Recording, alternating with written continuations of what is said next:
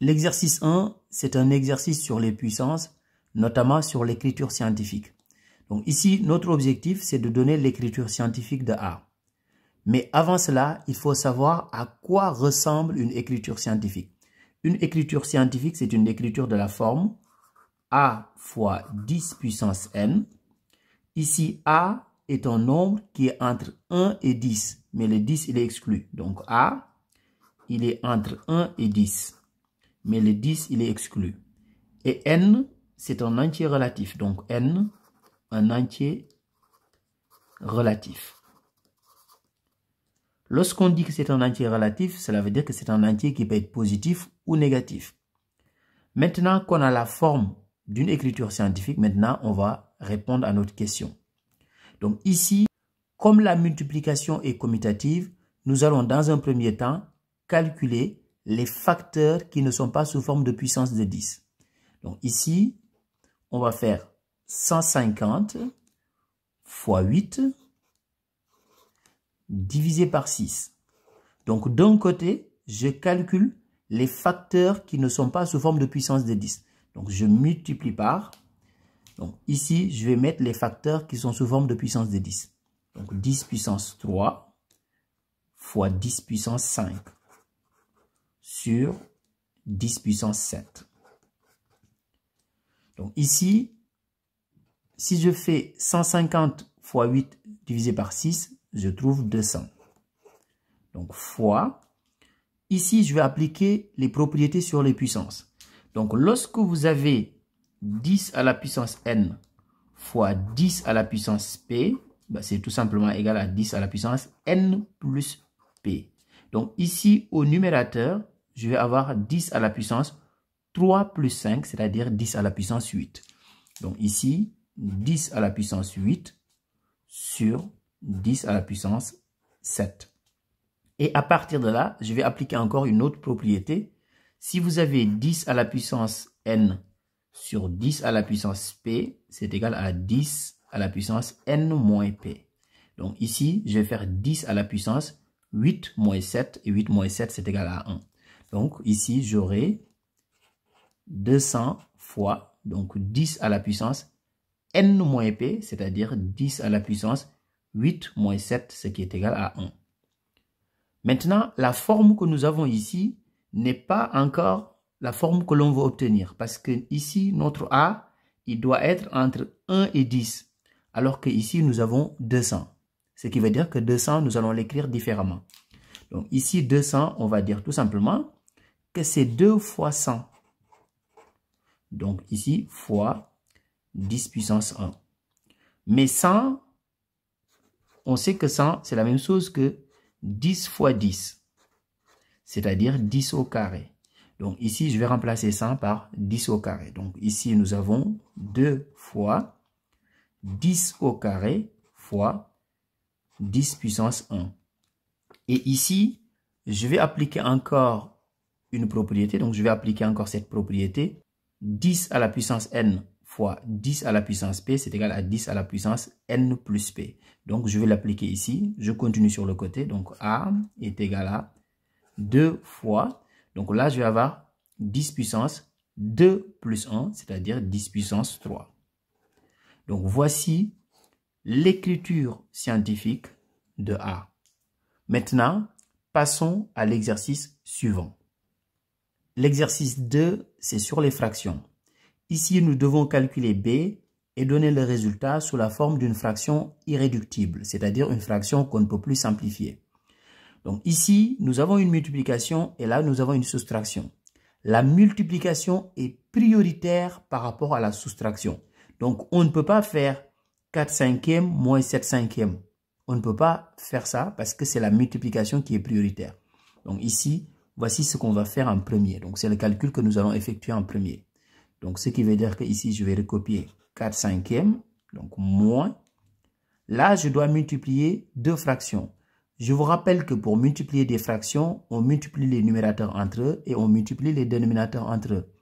Là, si on veut, on peut simplifier, mais si on ne simplifie pas et qu'on calcule comme ça, à la fin, on trouve la même chose. Donc là, on peut calculer directement. Donc, on fait 7 fois 10, donc 70, sur 5 fois 4, 20.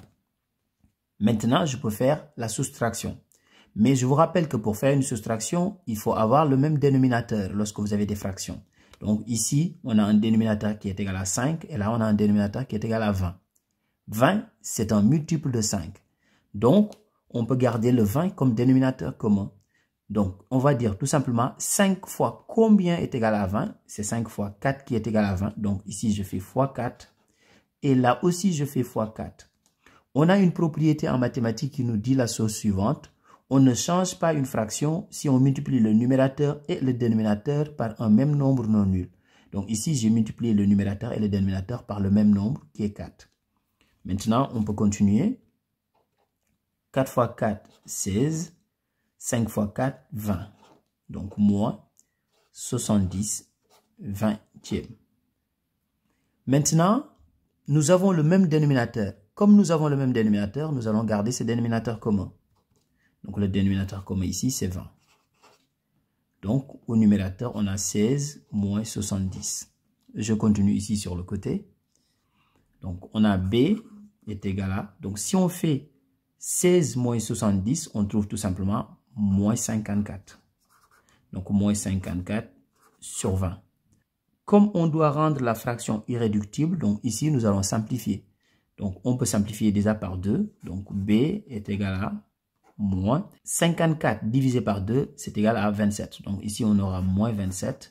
Et 20 divisé par 2, c'est égal à 10. Donc, ici, nous avons notre forme irréductible. Maintenant, passons à l'exercice suivant. L'exercice 3 porte sur le calcul littéral. Ici, nous allons développer cette expression, ensuite nous allons la réduire et à la fin, nous allons factoriser. Donc ici, commençons d'abord par le développement. Ici, nous avons une identité remarquable, donc c'est l'identité remarquable de la forme A moins B, le tout au carré. Donc c'est l'identité remarquable de la forme A moins B, le tout au carré, qui est égal à A au carré moins 2AB plus B au carré. Donc ici, dans notre exemple, A est égal à 2X et B est égal à 3. Donc, on va l'appliquer ici. Donc, A au carré, c'est 2X au carré, ce qui est égal à 4X au carré. Ensuite, moins 2AB, c'est moins 2 fois A fois B, c'est-à-dire moins 2 fois 2X. Donc, ça fait moins 4X fois 3, moins 12X. Donc, moins 12X plus B au carré, c'est égal à 3 au carré, c'est-à-dire plus 9. Donc, plus. Ici, je vais faire la double distributivité. Donc, je vais faire 2X fois X, donc ça fait 2X carré. Ensuite, 2X fois 8, donc plus 16X. Après, je vais faire moins 3 fois X, donc moins 3X. Moins 3 fois 8, moins 24. Alors maintenant, nous allons réduire. Donc ici, nous avons deux termes en x carré. Donc 4x carré plus 2x carré, ce qui est égal à 6x carré. Moins 12x plus 16x, ça fait 4x. 4x moins 3x, ça fait 1x. Mais 1x, c'est la même chose que x, donc plus x. Ensuite, nous avons 9 moins 24. Et 9 moins 24, c'est égal à moins 15. Alors là, nous avons développé l'expression C. Maintenant, nous allons passer à la factorisation. Donc ici, nous avons la première question. Maintenant, passons à la factorisation, la deuxième question. 2x moins 3, le tout au carré, nous allons l'écrire différemment. Parce qu'un nombre au carré, c'est le nombre fois lui-même. Donc ici, on a C qui est égal à 2x moins 3. Donc, facteur de 2x moins 3. Donc ici, 2x moins 3, le tout au carré, je l'ai écrit sous cette forme. 2x moins 3, facteur de 2x moins 3. Donc, plus 2x moins 3, facteur de x plus 8. Donc ici, nous allons factoriser. Donc nous avons un facteur commun. Donc le facteur commun, c'est 2x moins 3. Donc ici, nous allons le mettre en facteur. Donc nous allons mettre 2x moins 3 en facteur. Et on ouvre une grande parenthèse. Et là, on aura 2x moins 3 ici, plus x plus 8. X plus 8. Maintenant, nous allons réduire dans la deuxième parenthèse. Donc ici, on a 2x moins 3, facteur 2. Donc là, si on réduit, on a 2x plus x, donc ça fait 3x.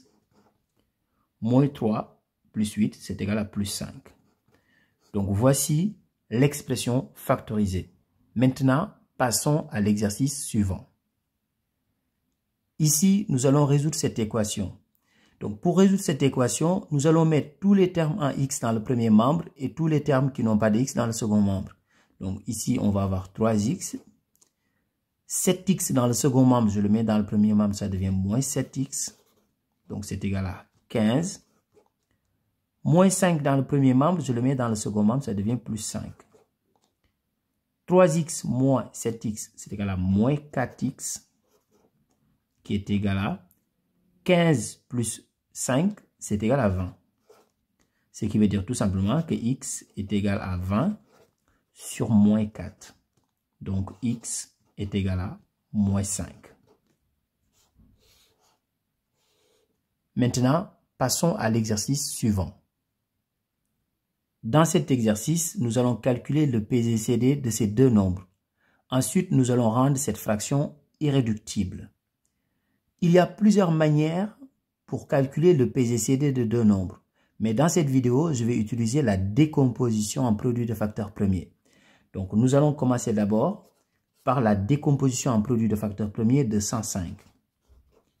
Je vous rappelle que pour faire la décomposition en produit de facteurs premiers d'un nombre, vous devez connaître les premiers nombres premiers.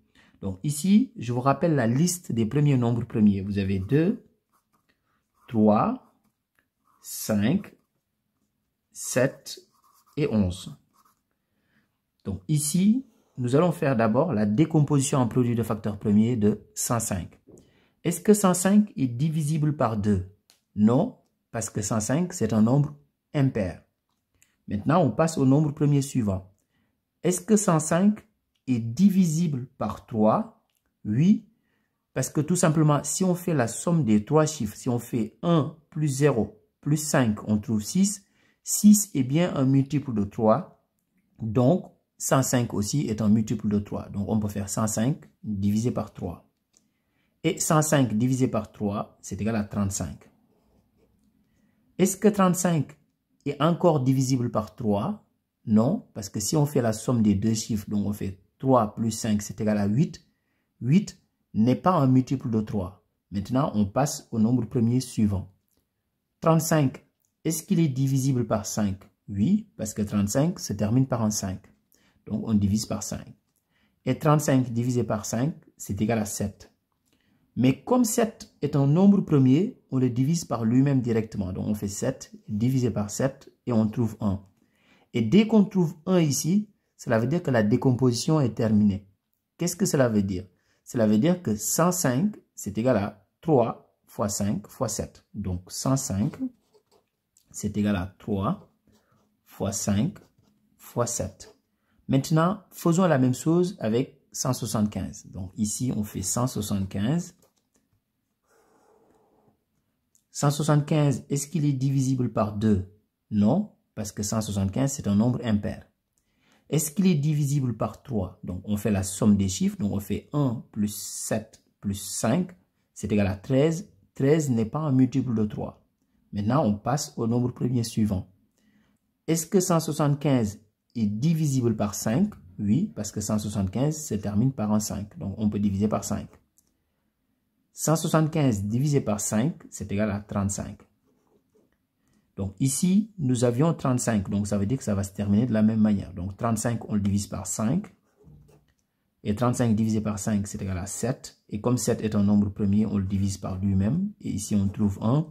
Et dès qu'on trouve 1, c'est terminé. Ce qui veut dire tout simplement que 175 est égal à 5 fois 5 fois 7. 5 fois 5 fois 7. Alors, maintenant que nous avons les décompositions en produits de facteurs premiers des deux nombres, on peut calculer facilement le PZCD des deux nombres. Donc, le PZCD de 105 et 175. Donc, ici, nous allons prendre les facteurs premiers qu'ils ont en commun. Ici, il y a un 3, mais là, il n'y a pas de 3. Donc, je ne prends pas le 3. Ici, il y a un 5. Là, il y a un 5. Ici, il y a un deuxième 5. Mais ici, il n'y a pas un deuxième 5. Donc, je ne prends pas ce 5. Ici, il y a un 7. Là aussi, il y a un 7. Donc, je peux prendre le 7. Maintenant, le PZCD, c'est tout simplement 5 fois 7. C'est-à-dire les facteurs premiers qu'ils ont en commun. Donc, 5 fois 7. Et 5 fois 7, ben, c'est tout simplement égal à 35. Donc, ce qui veut dire que le PZCD des deux nombres est tout simplement égal à 35. Maintenant, répondons à la deuxième question ici. On veut rendre cette fraction irréductible. Ça veut dire tout simplement qu'on va diviser le numérateur et le dénominateur par le PZCD, tout simplement. Donc, ici, on a 105 sur 175. 105, c'est tout simplement égal à 35 fois 3. C'est le 3 qui est resté ici. Donc, 35 fois 3. Et 175, c'est égal à 35 fois le 5 qui est resté ici. Donc, fois 5. Donc, si on simplifie par 35, qui est le PZCD des deux nombres, on trouve tout simplement 3 cinquièmes. Donc, ici, 3 cinquièmes est une fraction irréductible. Maintenant, passons à l'exercice suivant. Cet exercice porte sur la proportionnalité et le pourcentage. Dans une ville de 6000 habitants, on dénombre 1560 enfants de moins de 18 ans. Exprimez en pourcentage la proportion des enfants de moins de 18 ans. Ici, on va faire tout simplement 1560, c'est-à-dire le nombre d'enfants de moins de 18 ans, donc 1560, sur le nombre total d'habitants de la ville, c'est-à-dire 6000. Et si vous faites les calculs, vous allez trouver tout simplement 0,26. Et comme nous devons donner le résultat sous forme de pourcentage, on dira tout simplement que c'est 26%. Ici, n'oubliez pas de faire une phrase réponse. On dira tout simplement que la proportion des enfants de moins de 18 ans dans cette ville est de 26%.